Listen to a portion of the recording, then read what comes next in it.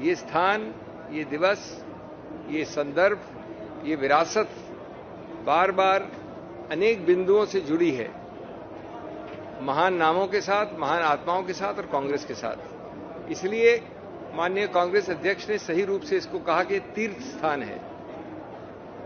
100 वर्ष गांधी जी की अध्यक्षता के, 150 वर्ष वाली वर्षगांठ सरदार की,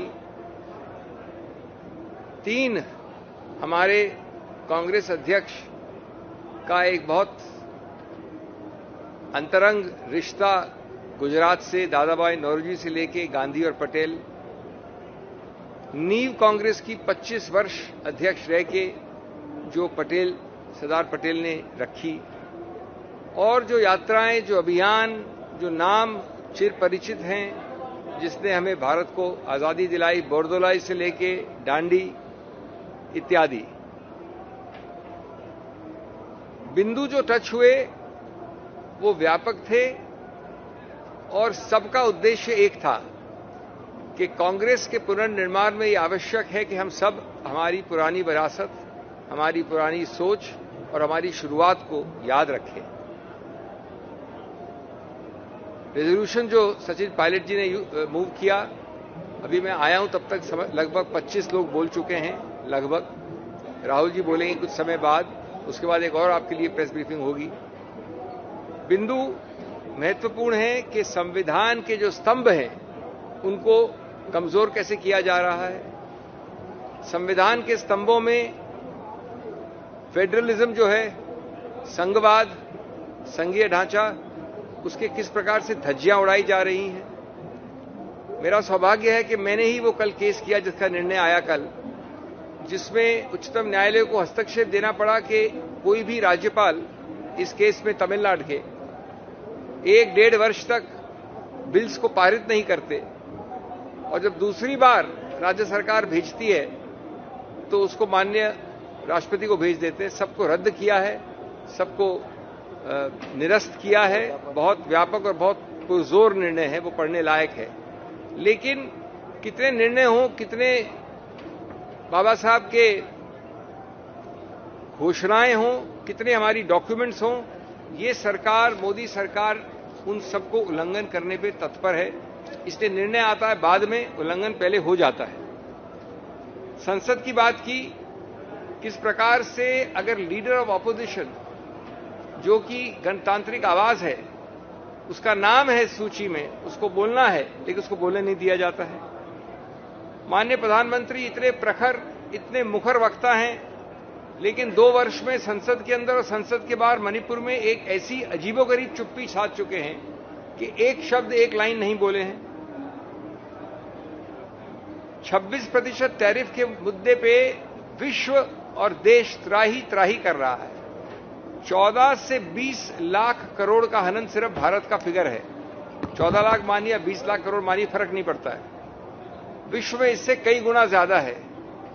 संसद में इसकी बात करने से ज्यादा उसको फास्ट ट्रैक करके उसी दिन, और हमने कहा है, हमने आरोप लगाया जानबूझकर वक्फ का बिल लाया गया, वो डिस्कशन संसद में नहीं होने दिया। संसदीय प्रणाली के प्रति कोई आदर नहीं है। हर प्रकार से चुनाव आयोग के, और मैं खुद सौभाग्यपूर्ण ईगल ग्रुप का मेंबर हूं, हमारे सब कॉलीग्स वहां हैं, दिन प्रतिदिन हर चुनाव में चुनाव आयोग के ऊपर जो प्रश्न लगता है वो बढ़ता ही जाता है, बड़ा ही होता जाता है। लाखों वोटों का फर्क महाराष्ट्र में, डुप्लीकेशन वोटर लिस्ट में, इन सब प्रश्नों को हमने इनके साथ और कई प्रश्न उठाए। उनके जवाब नहीं आते, लेकिन हमारा कर्तव्य हम उठाएंगे। हर प्रश्न पे हम अभियान करेंगे। हमने कहा है कि हमारा अंततोगत्वा उद्देश्य है कि कागजी बैलेट हो, लेकिन हम समझते हैं कि कागजी बैलेट तुरंत एक बटन प्रेस करने से नहीं हो सकता। तब तक कम से कम वीवीपीएटी का जो कागज है उसका ट्रेल लगभग न्यूनतम 50% हो। सामाजिक कल्याण की इतनी सारी स्कीम्स हैं, उनका औचित्य क्या है? उनका औचित्य है कि आपको मिले, आपको मिले, आपको मिले।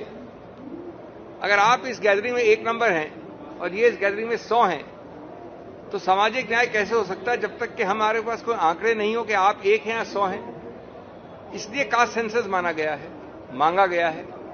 आप दे रहे हैं 5, 10, 15% ये सामाजिक न्याय वाली स्कीम्स, और वहां आबादी मांग रही है 50%। इससे क्यों घबरा रही है मोदी सरकार? क्यों सच नहीं जान? अभी तो कास्ट सेंसस की बात है, सत्य जानने में क्या उनको घबराहट है? उसके बाद हो न हो वो बात की बात है, लेकिन सत्य जानने की कार्रवाई करने से क्यों घबराती है? इस प्रकार के, जैसा मैंने कहा, प्रश्न सैकड़ों हैं, लेकिन जिस ऊर्जा से, जिस दिशा से, जिस गति से ये 2 दिन मैंने देखा, हमारे युवा, हमारे शीर्षस्थ नेतृत्व, और राहुल जी कल भी सीधे रूप से बोले, अभी बोलने वाले हैं, खड़गे जी दोनों बार बोल चुके हैं, इन सब में जो एक स्फूर्ति, ऊर्जा दिख रही है, मैं समझता हूं कि कांग्रेस उसको परिवर्तित करेगी सफलता में, राजनीतिक सफलता में।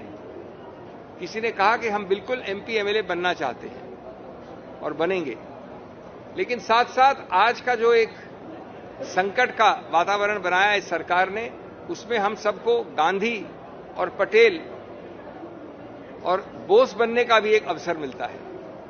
और वो अवसर कि हम बोस बने या पटेल बने या गांधी बने, वो इससे भी ज्यादा महत्वपूर्ण है कि हम एमपी बने या एमएलए बने। तो इन बातों पे, इसके अलावा शिक्षा नीति पे बात हुई। ये बताया गया कि किस प्रकार से जिन स्तंभों की आप बात करते हैं, जिनको कमांडिंग हाइट्स कहा जाता है, जो नींव है भारत की आर्थिक सिस्टम के, सब माननीय नेहरू जी ने, जो हमारी जीएनपी है, गांधी, नेहरू, पटेल, उस समय की उपज है। जब जब ओबीसी के बारे में, आरक्षण में कानूनी विरोध आया, 50 और 60 में उच्चतम न्यायालय से आया, तो नेहरू जी ने कानून, संविधान का संशोधन किया और अनुच्छेद 15 द्वारा उस आरक्षण को बरकरार किया, वापस उठाया। महिलाओं के विषय में ये नाम कहां से आते हैं? ये बीजेपी से आते हैं। एनी बेसेंट, सरोजिनी नायडू, नेली सेनगुप्ता, इंदिरा गांधी, सोनिया गांधी, श्रृंखला लंबी है। ये जो एम्पावरमेंट की बात करते हैं हम, ये सिर्फ नाम की बात नहीं करते हैं, हम हर प्रकार से, और जो पंचायती राज में जो एक क्रांति आई है, आज लगभग 15 लाख और 20 लाख से ज्यादा जो लोग निर्णय लेते हैं पंचायत में, सबसे नीचे वाले स्तर पे, वो महिलाएं होती हैं। ये सब कौन लाया है? सब कांग्रेस लाई है। हमने कहा कि आप सिर्फ अन्नदाता का नाम नहीं दीजिए, कृषक को सिर्फ दुहाई नहीं दीजिए, उसके लिए आप एमएसपी में क्या कर रहे हैं? लाल बहादुर शास्त्री कांग्रेस के प्रधानमंत्री थे, जिन्होंने जय जवान जय किसान का स्लोगन दिया था। आज हमने आंकड़े दिए हैं कि जितनी वृद्धि एमएसपी में कांग्रेस के वक्त हुई, सभी चीजों में, और मुख्य रूप से धान और गेहूं में, बट सभी में, उसका एक फ्रैक्शन भी, उसका एक छोटा हिस्सा भी नहीं आया। उल्टा आपने लगभग 700 के लगभग जीवन दान अन्नदाताओं ने किए, 700, और आप जिद पे अड़े रहे।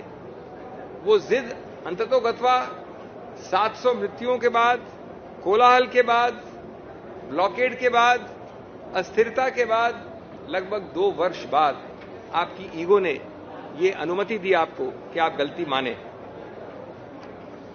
मैं अभी आपका समय हर मुद्दे पे नहीं लूंगा।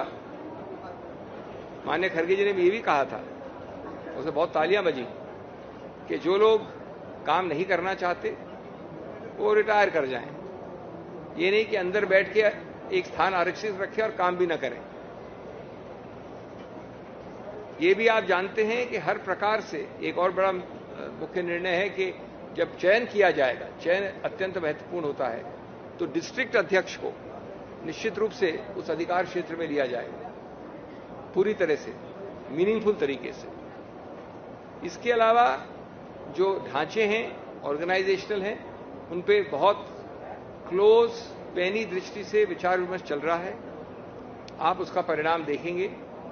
जो कुछ सटीक है, जो कुछ सकारात्मक है, जो कुछ ठोस है, जो संगठन के लिए, जो संघर्ष के लिए, जो संकल्प के लिए मजबूती ज्यादा लाता है, वो सब बदलाव भी आप देखेंगे। मैं सिर्फ गुजरात की बात नहीं कर रहा हूं, लेकिन सब उस प्रदेश में जहां अभी अर्जेंसी है। थैंक यू, धन्यवाद।